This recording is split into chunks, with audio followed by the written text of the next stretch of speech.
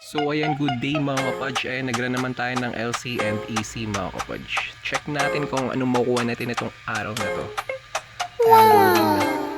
So let's go. Start na mga kapodge.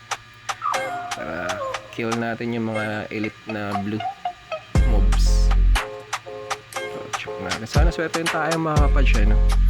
Kahit isang 5-star lang na 2 out of 5 pwede na yun. Basta meron. Pangkain lang sa upgrade natin mga kapodge, diba?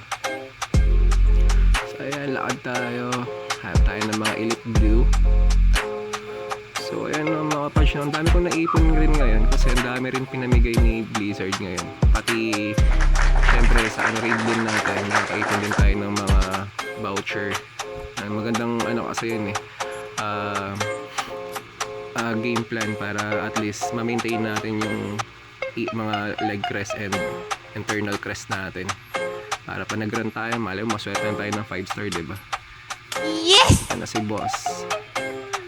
Saan ka na? Ito na siya. Ito, kill na natin mga kapodge. Bumitaw ka lang na maganda, ayos na.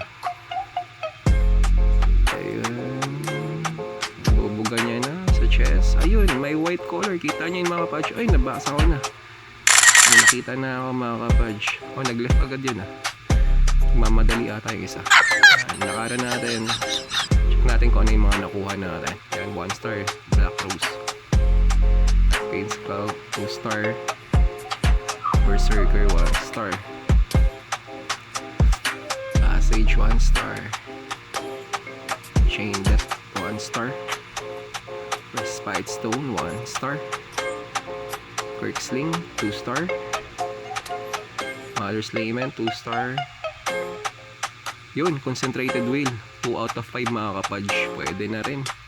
Dati gumagamit ako nyan So ayan, check natin yung manako natin. Ayan, meron 2 out of 5 na Concentrated Wheel. Pwede na mga kapodge at least, diba? And check natin kung sellable ba. Natin. Ouch, hindi. Pwede na rin, pakain lang ito mga kapodge. Ito siya, 2-star out of 5. So ayan, pwede na. Goodbye.